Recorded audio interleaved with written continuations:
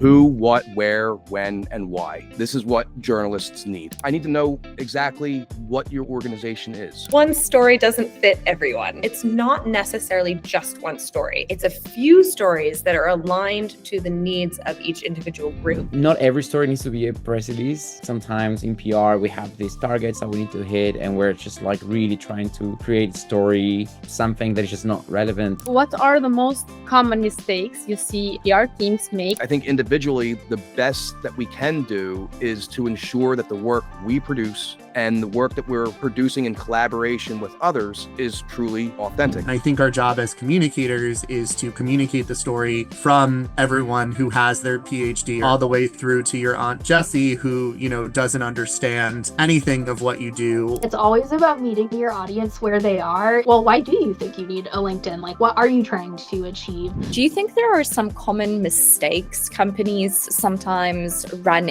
into? I would say a mistake that you might run into is being a little more creative in your messaging. Be careful, okay? Talk about your product, talk about how great it is, but don't step on toes to do so. So I think it's also important in this case to also explore other tactics. I'd advise against the use of AI to write your pitches. Human communicating to human, I think, is probably what you should be doing. I think it's very important to know how to use AI rather than if you use or not AI. We have to get our audiences to know, like, and trust us before they buy from us. So I think what's really important is that you define the goal of the company and then you define the framework of how you're going to achieve that goal.